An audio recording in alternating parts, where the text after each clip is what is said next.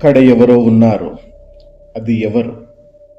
దయ్యమా, భూతమా, రాక్షస, పెద్ద ప్రమాదకరమైన జంతువా, లేకపోతే అన్నిటికంటే ప్రమాదకరమైన మనిషా?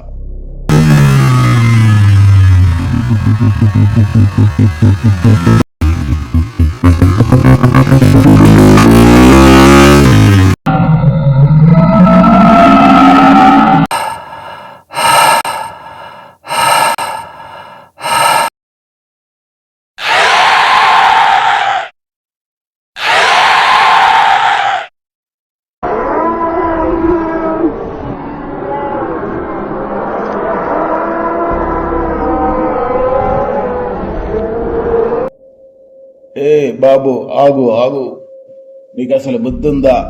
ఇట్రా. ఈ ప్రమాదకరమైన అడవిలో ఎక్కడికి వెళ్తున్నావు? వద్దు బాబు, వద్దు, అటు వెళ్ళొద్దు. అటు వెళ్తే తిరిగి రావు. అక్కడ ఎవరికీ తెలియని ఒక పెద్ద ప్రమాదం ఉంది. అటు వెళ్ళిన వాళ్ళు తిరిగి వచ్చినట్టు చరిత్రలో లేదు. చెప్తే అర్థం కదా నీకు? అటు వెళ్ళొద్దు. అక్కడున్న ప్రమాదం మాటలకి ఊహలకి కూడా అందంది. నా మాట విను బాబు, వెనక్కి వెళ్ళిపో. చెప్తే అర్థం కదా, వెనక్కి వెళ్ళిపో. సరే పెద్దయినా, కానీ నేను వెనక్కి వెళ్ళను.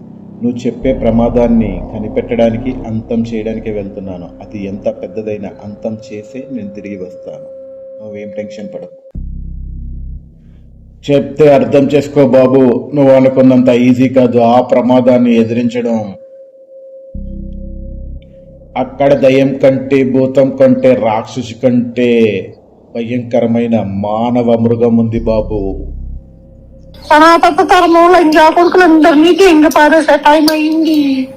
Wait and watch. సీతాదేవి తర్వాత ద్రౌపది ఏ టీషర్ట్లు వేసుకుందా రేపులు అయ్యాయి? 8,000 రేపులు అయ్యాయి. పోలీసుల లెక్కల ప్రకారం 2026, 2027లో కూడా అవుతుంది. ఎవరు చేస్తున్నారు? ఈ హిందువులు, ఈ మగజాతి. ఇంకా అవుతుంది ఎవరు? హిందూ ఆడపిల్లలు, క్రిస్టియన్ ఆడపిల్లలు, ముస్లిం ఆడపిల్లలు, చిన్న పిల్లలు, ముస్లిం మామూలు చీరలో కట్టుకున్న వాళ్ళు, పద్ధతిగా ఉన్న వాళ్ళ మీద రేపులు చేస్తున్నారు. ఇక్కడ ఈ గరికపాటి నరసింహారావు గారు ఏమంటున్నారంటే, టీషర్ట్ అమ్మాయిలు వేసుకుంటే మాకు మూడు వచ్చేస్తుంది. అమ్మాయిలు జీన్ ప్యాంట్లు టీషర్ట్లు వేసుకోకూడదు, పద్ధతిగా చీర కట్టేసుకోవాలి. ఈ శివాజీ అంటున్నారు. గరికపాటి నరసింహారావు గారికి మీకు మూడు వస్తుంది, ఎందుకంటే ఉప్పు కారం తింటున్నారు కాబట్టి. 65 సంవత్సరాల్లో మీ శివులి లేచిపోతుంది కాబట్టి రూపాయి బ్లేడ్ పెట్టుకుని కట్ చేసేసుకోండి మీ శివులి. శివాజీ నీకు కూడా నీ శివులి కట్. ఇక్కడ ప్రాబ్లం ఒక నేరస్తుడికి 10 సంవత్సరాలు శిక్ష పడినా వాడు మారతాడో లేదో చెప్పలేం. కానీ 10 మంది ఈసడించుకుంటే 10 రోజుల్లో మారతాడు వాడు. ఖచ్చితంగా 10 రోజుల్లో మారతాడు. ఆ ఈసడించుకునే ప్రవృత్తి కూడా రావాలి. మొహం మీద ఉమ్మేస్తాం, వీధిలోకి ఎలా వచ్చావు, నువ్వు చేసింది ఏంటి అని అడగాలి ఖచ్చితంగా. లేకపోతే ఎలాంటి బురద జల్లుతున్నారు ఇక్కడ? ఏ మచ్చ లేని వాళ్ళ మీద ఎలాంటి బురద జల్లుతున్నారు ఇక్కడ? వ్యక్తిత్వాలని ఖూనీ చేసేసి అలాగా మనం సహిస్తూ ఉంటాం చక్కగా. ఎందుకంటే మనకెందుకు.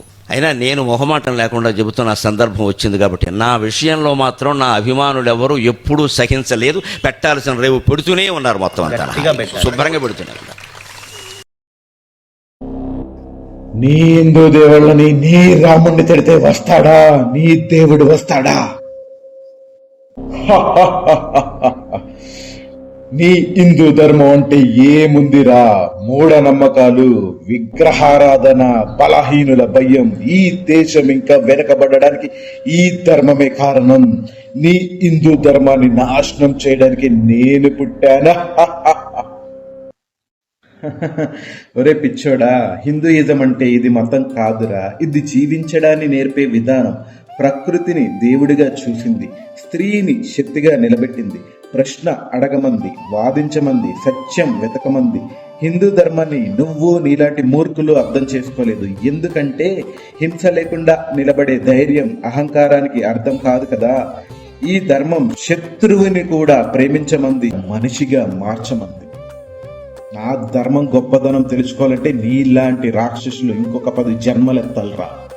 మా హిందూ ధర్మంలో శత్రువుని కూడా ప్రేమిస్తున్నాం కాబట్టి మీలాంటి వాళ్ళ అరాచకాలు ఇంకా సాగుతున్నాయి. కానీ వస్తున్నాడు నా రాముడు, మిమ్మల్ని అంతం చేయడానికి వస్తున్నాడు చూడు.